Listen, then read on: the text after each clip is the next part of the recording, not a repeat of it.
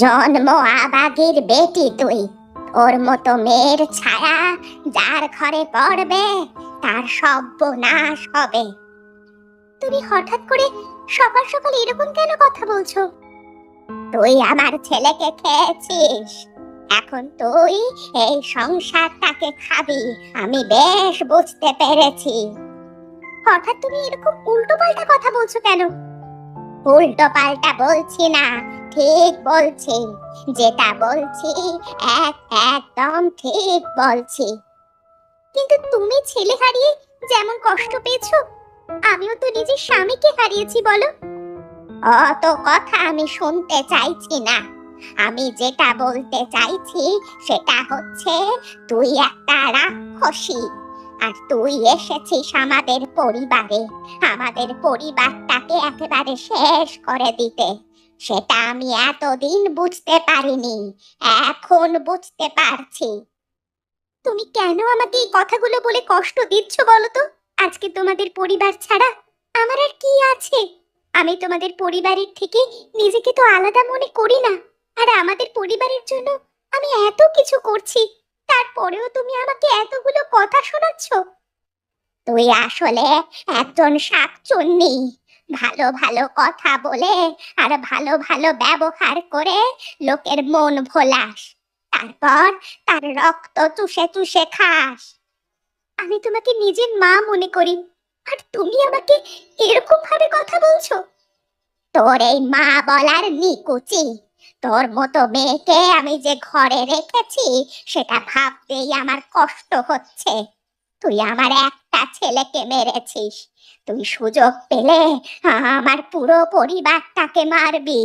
তাই আমি তোকে এই বাড়ি থেকে যতক্ষণ না ঝেঁটিয়ে বিদায় করতে পারছি ততক্ষণ আমার নাম নয়। তোমাকে কিছু কথা পরিষ্কার করে বলার ছিল আমার। কি বলবে তুমি? কিছু হয়েছে নাকি আবার সংসারে নতুন করে? কথাটা হচ্ছে যে একজন সংসারে টাকা পয়সা দেবে, সংসারের ঝি চাকরের মতো খাটবে, আর অন্যজনেরা পায়ের ওপর পা তুলে বসে মজা করবে, সেটা তো আর হয় না। আর সেটা যদিও হয়, আমি পারবো না মানিয়ে নিতে। কেন, কি হয়েছে আমাকে একটু পরিষ্কার করে বলবে? তুমি টাকা পয়সা দিয়ে এই সংসারটাকে চালাচ্ছ, সব দায় দায়িত্ব নিচ্ছ তুমি। আমি এত খাটাখাটনি করছি, আর ওই মেয়েটা নীলিমা সারাক্ষণ পায়ের ওপর পা তুলে বসে আছে। তাহলে কি করতে পারি একটু বলবে কি? আমি কাল মাকে পরিষ্কার বলে দেব যে এই সংসারে যে কোনো একটা জিনিস হবে, হয় ও খাটাখাটনি করবে, তুমি পয়সা রোজগার করবে, না হলে ওকে এই বাড়ি থেকে বেরিয়ে যেতে হবে। তুমি যেটা বলছো সেটা তো ঠিক কথাই গো। একবার ভেবে দেখো তো, কিরকম অলক্ষণে মেয়ে। ও আসার পরেই তোমার ভাই মারা গেল। এমন মেয়ে থাকার থেকে না থাকা ভালো। কথাটা কিন্তু খুব খারাপ বলনি তুমি। মাকে তুমি বলো, যদি তোমার কথা না শোনে তাহলে আমি নিজে বলবো, বুঝলে? এমন ভাবেই বলবো যেন শুনতে বাধ্য হয়। আর যদি তোমার মা শুনতে বাধ্য না হয় তাহলে এই বাড়িতে আমি আর থাকতে পারবো না। তুমি কেন চলে যাবে খামোকা? যদি প্রয়োজন হয় ওই মেয়ে ছেলেটাকে ঘর থেকে ধাক্কা দিয়ে বের করে দেব। তুমি অত চিন্তা করো না তো।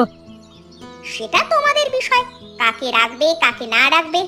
কিন্তু এইভাবে চললে আমি যে থাকতে পারবো না, সেটা আমি তোমাকে পরিষ্কার করে বলে দিলাম।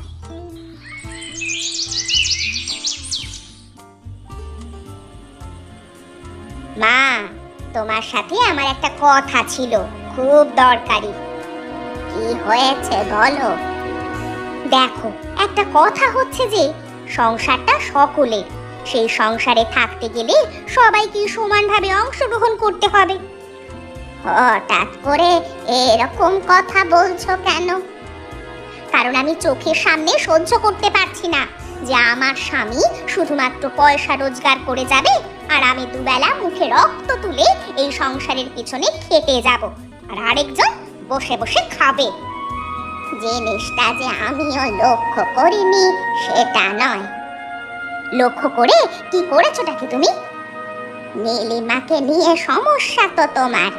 আমিও নীলিমাকে পরিষ্কার বলে দিয়েছি যে এই সংসারে থাকতে হলে এবার থেকে এই সংসারের সমস্ত কাজ ওকেই করতে হবে। যদিও সমস্ত কাজ করে এই সংসারে থাকতে চায় থাকবে, আর না হলে আমি এই সংসারে থাকতে পারবো না। তুমি আমার সংসারের মা লক্ষ্মী, তুমি এই সংসার থেকে কোথায় যাবে মা? ওই পাজি মেয়ে ছেলেটাকে আমি জুতোর বাড়ি মেরে তাড়াবো। সেটা তোমার ব্যাপার, তুমি কি করবে তোমার ছোট বৌমার সঙ্গে। আমি সে বিষয়ে একটা কথাও বলতে চাই না বাবা। আমি শুধু বলতে চাই যে ওই মেয়েটা ছল করতে জানে, আর ওরকম মেয়ে ছেলেকে শায়েস্তা করতে না পারলে এই সংসারটা কিন্তু ভেঙে যাবে। তোমার কি মনে হয় আমি কি বুঝতে পারছি না? আমি সব বুঝতে পারছি। তুমি শুধু একটু ভরসা রাখো আমার ওপরে। ঠিক আছে, ভরসা রাখছি, দেখি কতটা কি হয়।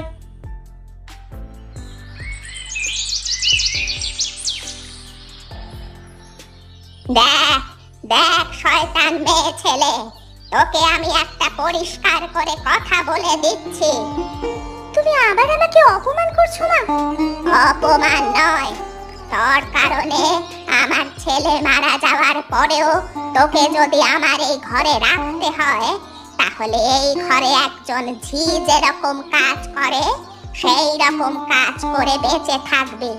তার চেয়ে বেশি কিছু কোনোদিন আশা করবি না। আমি তো তোমাদের ভালোবাসা ছাড়া আর কোনোদিন কিচ্ছু আশা করিনি। ভালোবাসা পেতে গেলে ভালোবাসা দিতে হয়, আর তুই ভালোবাসা পাওয়ার যোগ্য নস। আমি তোমাদের মন পাওয়ার জন্য কি করতে পারি বলো, আমি সেটাই করব। মন পাওয়ার কথা তো তুই ছেড়েই দে। প্রথমত তুই এই সারা ঘর পরিষ্কার করবি, রান্না করবি, এবং যাবতীয় যা কাজ সব কিছু তুই করবি।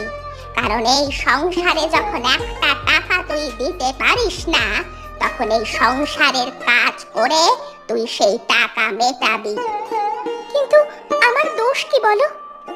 তুই একটা শয়তান মেয়ে ছেলে, এটাই তোর দোষ। আমি যদি অজান্তেই কোনো ভুল করে ফেলি, তাহলে আমাকে ক্ষমা করে দিও। তুই যে অপরাধ করেছিস তার কোনো ক্ষমা নেই। আমি জানি না আমি তোমাদের কাছে কি অপরাধ করেছি, তবে তোমরা যা বলছো আমি সেটাই মেনে নেব। শুধু মেনে নিবে না, কুকুরের মতো থাকবি পড়ে ঘরের এক কোণে। পায়ের জুতো যেরকম ভাবে থাকে সেরকম ভাবে থাকবি। আর বেশি গলা তুলে কথা বলতে গেলে তোর গলা টিপে এই ঘর থেকে লাথি মেরে বার করে দেব রাস্তায়। তখন রাস্তায় পড়ে থাকতে হবে, কথাটা মনে রাখিস। এই বাড়িতে এসে প্রথমবার জানতে পারলাম যে একজনের এত অপমানিত হয় বাড়িতে। ছি ছি ছি ছি ছি। আর যদি নিজের কানে না শুনতাম তাহলে জানতেই পারতাম না যে সংসারে এত কষ্ট, এত অপমান সহ্য করে কেউ বেঁচে আছে। বৌদি, তোমার সাথে আমার একটু কথা ছিল। কি কথা বলবে তুমি পলাশ? দেখো, সকালবেলায় তোমাদের বাড়িতে যখন গেছিলাম তখন আড়াল থেকে আমি সব কথাই শুনেছি। কোন কথা শোনার কথা বলছো? তোমাকে যে এ বাড়িতে কি পরিমাণ অপমান সহ্য করতে হয় সেসব আমি জানতে পেরেছি। দেখো ভাই, সেটা আমার কপাল, সেটা নিয়ে তুমি ভাবতে যেও না। আমি তোমাদের মেয়ে মানুষদের মতো এত কপালে বিশ্বাস রাখতে পারি না। আমি শুধু একটাই জিনিসে বিশ্বাস রাখি, সেটা হচ্ছে নিজের বলে নিজের সার্থক হয়ে নিজের পায়ে দাঁড়ানো। তোমরা পুরুষ মানুষ অনেক কিছুই ভাবতে পারো, কিন্তু আমরা মেয়েরা অত কিছু ভাবতে পারি না। আমাদের সমাজ আমাদের এত সুযোগ দেয় না। সুযোগ কেউ কাউকে দেয় না, সুযোগ করে নিতে হয়। তুমি যে সুযোগের কথা বলছো সেটা আমার জন্য নয় হয়তো। আমি একজন গ্রাম্য শুভাকাঙ্ক্ষী হয়ে বলতে চাই যে নিজের পায়ে দাঁড়াও, নিজের বলে ঘুরে দাঁড়াও। যতক্ষণ না নিজের পায়ে দাঁড়াবে ততক্ষণ এই সমাজ তোমাকে কোনো দিন স্বীকার করবে না। আর তাছাড়া এই সমাজে অনেক কুসংস্কার আছে, সেই সমস্ত কুসংস্কার দিয়ে তোমাকে নিজ প্রমাণ করে ছাড়বে। তুমি হয়তো ঠিক কথাই বলছো, কিন্তু জানি না আমি নিজে কোনোদিন কিছু করতে পারবো কিনা। তবে তোমার কথা শুনে ভালো লাগলো, ভবিষ্যতে ভেবে দেখার চেষ্টা করব। তুমি ভেবো না, আমি তোমাকে রাস্তা দেখাবো। তুমি এগিয়ে চলো, আমি একটা উপায় বার করে তোমাকে জানাবো।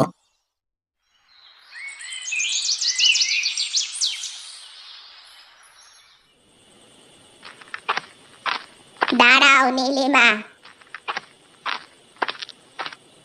কোথায় যাচ্ছ? খেতে বসতে যাচ্ছি মা। আদর কত, খেতে বসতে যাচ্ছে? কোন মুখ নিয়ে খেতে বসতে যাচ্ছ তুমি? এই ঘরে তোমার খাওয়া বন্ধ। এই সংসারের অনেক অন্ন ধ্বংস করেছো তুমি, আর অন্ন ধ্বংস করতে হবে না। আর তুমি আমাদের বাড়িতে খেতে পারবে না।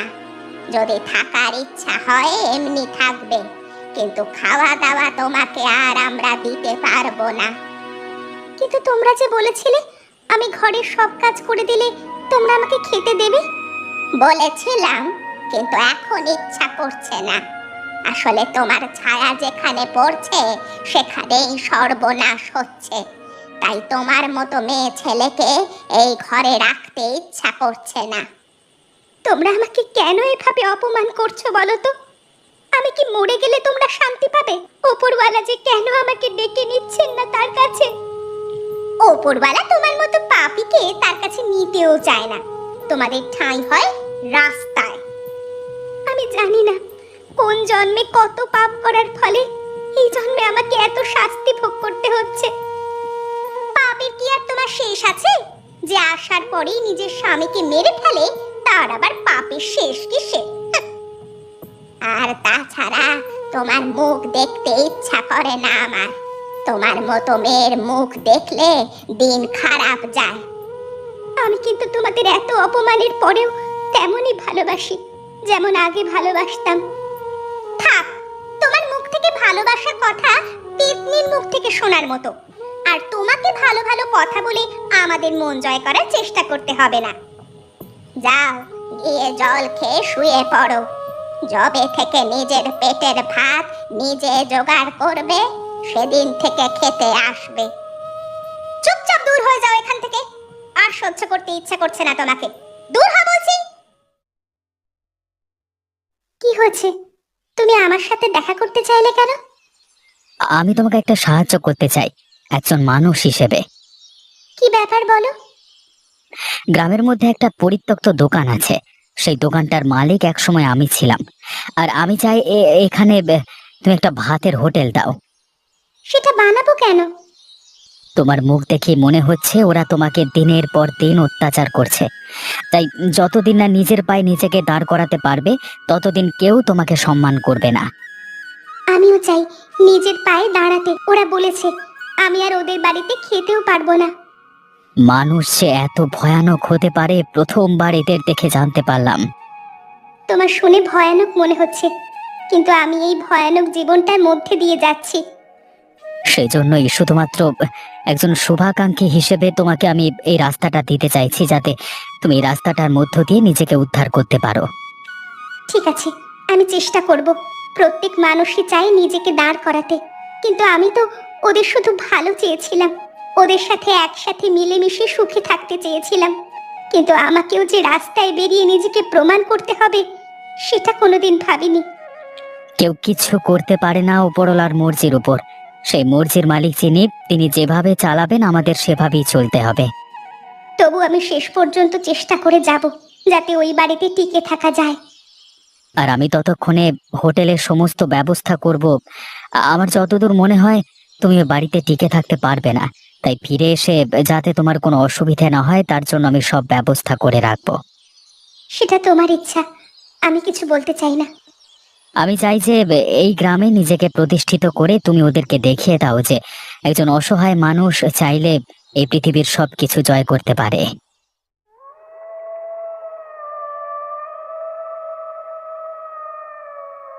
এই এই শয়তান মেয়ে ছেলে, তুই কি করছিস রে এখানে এত রাতে?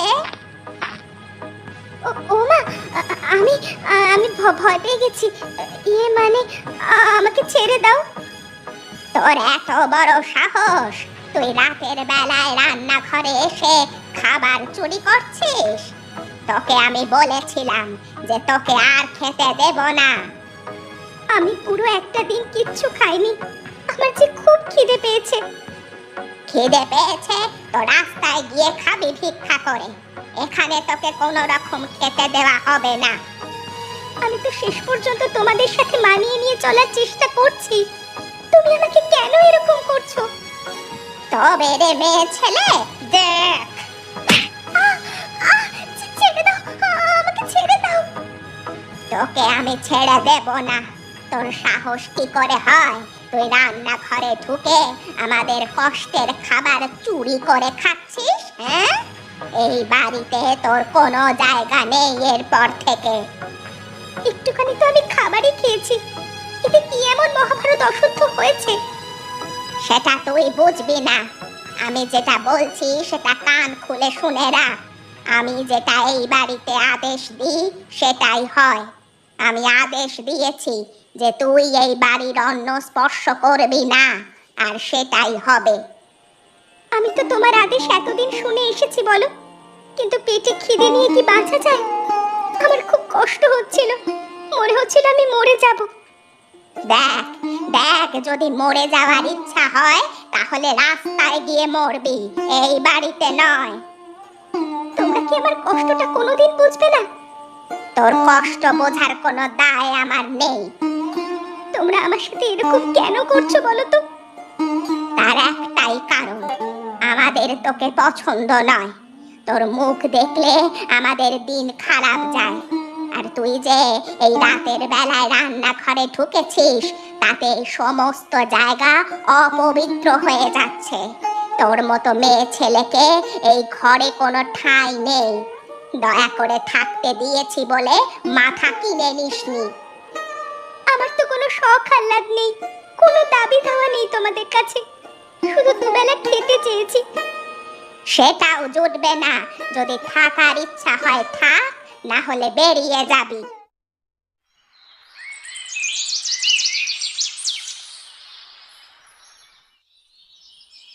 কিছু ব্যবস্থা হয়েছে পলাশ?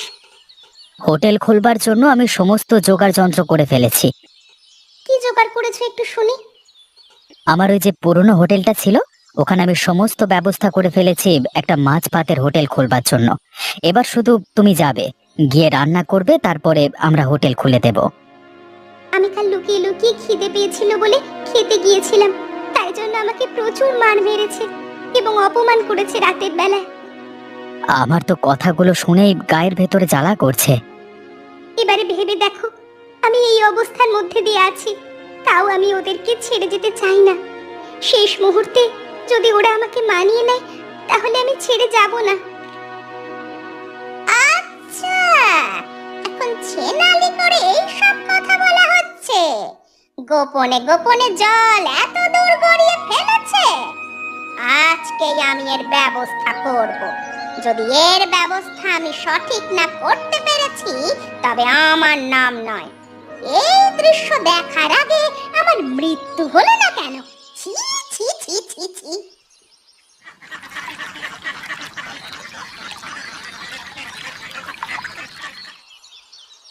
আমার খুব খিদে পেয়েছে, তোমরা কি আজকেও আমাকে খেতে দেবে না? আমার খুব মাথা ঘুরছে। শুধু খেতে দেওয়ার ব্যাপারটা নয়, এই মেয়ে ছেলে যদি এই বাড়িতে থাকে তাহলে আমি এই বাড়িতে অন্ন জল গ্রহণ করব না। কি হয়েছে লতা, আবার নতুন করে কিছু হয়েছে নাকি? ঢলানি দেখে বেড়াচ্ছি। রাস্তাঘাটে ওই পলাশ নামের ছেলেটার সাথে এই নীলিমা গোপনে গোপনে কথা বলছে। কোথায় গিয়ে যেন হোটেল খোলার ব্যবস্থা করছে এরা। কি বললে তুমি? কি সব উল্টোপাল্টা কথা বলছো? দিদি, তোমার একটু ভুল হচ্ছে, ব্যাপারটা সেরকম নয়। আমাকে একটু বুঝিয়ে বলতে দাও। হায় হায়, আমি ঠিক এই সন্দেহটাই করেছিলাম, আর সেটাই হলো আমার সাথে।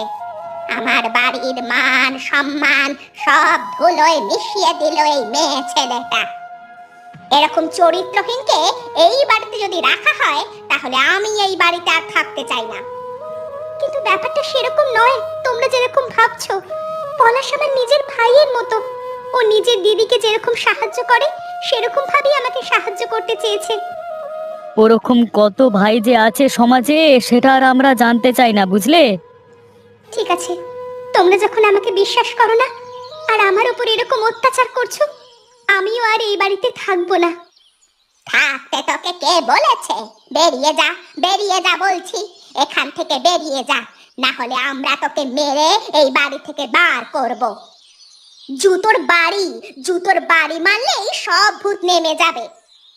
তোমাদের আর অত কষ্ট করতে হবে না, আমি বেরিয়ে যাচ্ছি এই বাড়ি থেকে। যেদিন নিজেকে প্রমাণ করতে পারবো সেদিন তোমরা বুঝবে।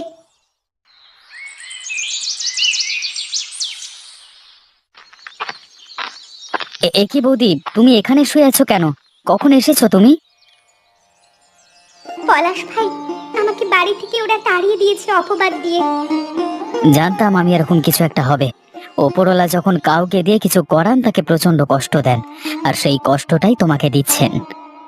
কি কষ্ট দিচ্ছে বা কি করছে আমি জানি না, তবে আর আমি অপমান সহ্য করতে পারলাম না। দেখো, আমি মার খেয়েছি, না খেয়ে থেকেছি, প্রচন্ড গালাগালি সহ্য করেছি, কিন্তু যখন নিজের চরিত্রের উপর দাগ দিতে শুরু করলো ওরা, তখন আর মেনে নিতে পারলাম না। তাহলে এখন কি চাও তুমি? ওই তোমার কথা মতো নিজেকে প্রতিষ্ঠিত করে দেখিয়ে দিতে চাই। ঠিক আছে, তুমি পারবে। তোমার হোটেল জোগাড় কতদূর আমাকে দেখাও তো। কালকে সকালবেলায় আমি সব দেওয়া বাজার করে নিয়ে আসবো। তুমি কাল থেকে হোটেল খুলবে, কেমন? আমাকে দেখে মনে হয় আমি পারবো। নিশ্চয়ই পারবে। আর তোমার হাতের রান্না আমি খেয়ে দেখেছি, সবাই পছন্দ করবে তোমার হাতের রান্না। ঠিক আছে, তবে তাই হোক, কাল থেকেই হোটেল খুলবো আমরা।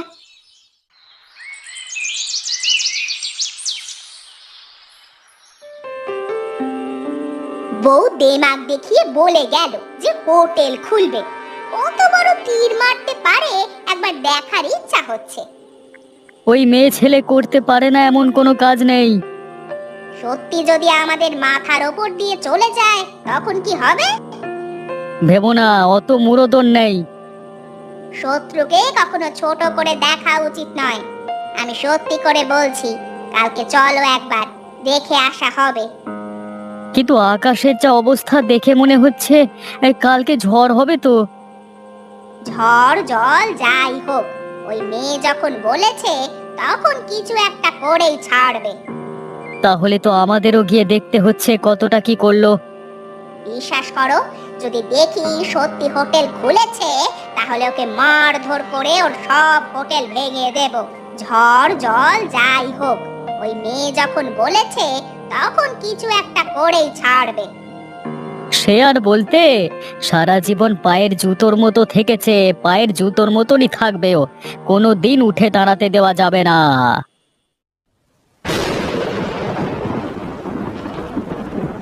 দেখো আমাদের কপালটা, এতদিনের মধ্যে আজকেই এত জোর ঝড় উঠতে হলো। ঝড় হোক আর জল হোক, দেখো কত লোক এসেছে আমাদের হোটেলে ভাত খেতে। সবাই কিন্তু প্রশংসা করছে, বলো? আরো যত দিন যাবে তত আরো বেশি লোক জানতে পারবে এবং আরো বেশি লোক প্রশংসা করবে। কিসের প্রশংসার কথা হচ্ছে? আমাদের বাড়ির মেয়ে ছেলে এখানে এসে হোটেল খুলবে, সেটা কখনো হতে পারে না। আমি আর ওই বাড়ির মেয়ে নই, আর আমার উদ্দেশ্যে সম্মান দিয়ে কথা বলবেন আপনারা। আমি যখন রাস্তায় বেরিয়ে এসে ব্যবসা শুরু করতে পেরেছি তখন এই ব্যবসাটাই আমার পরিচয়, আমার আর অন্য কোনো পরিচয় নেই। বেশি বড় বড় কথা বলো না তুমি, এই হোটেল আমরা চলতে দেব না। ঝড়ের দিনে হোটেল খুলে মাথা কিনে নিয়েছো নাকি? কয়েকটা লোক এসে ভাত খাচ্ছে আর ভালো ভালো কথা বলছে বলে একেবারে মাথায় উঠে নাচবে ভেবেছো? দেখো, তোমরা কিন্তু বাধা দিতে পারো না এভাবে। এই ভাই, বেশি কথা বলিস না, এক্ষুনি মেরে সরিয়ে দেবো। আমাদের বাড়ির বউয়ের মাথা খেয়ে এখন বেশি বড় বড় বাতেল নামাচ্ছিস, একবার সাল্টে দেবো। হ্যাঁ, এই ভাই, তোমরা জ্ঞানে জ্ঞানে বেশি কথা বলতে এসছি? হ্যাঁ, এই হোটেল থাকবে এবং এই হোটেলে আমরা খেতে আসবো। বেরো বেরো বলছি, আমি বেরো। এই পালাও পালাও। ঠিক আছে ভাই, আমাদের মারতে এসো না, মারতে এসো না, তোমরা তোমাদের হোটেল নিয়ে থাকো ভাই। আমি ক্ষমা চেয়ে নিচ্ছি। নীলিমা, নীলিমা, তোমরা তোমরা তোমরা হোটেল চালিয়ে যাও। নীলিমা, তোমরা হোটেল চালিয়ে যাও। দেখেছো তো পলাশ, সত্যির জিত একদিন না একদিন ঠিক হয়। সঠিক পথে থাকলে মানুষ ঠিক পাশে দাঁড়ায়, আর সেইভাবেই আজকে তোমার জিত হলো, ওরা হেরে গেল।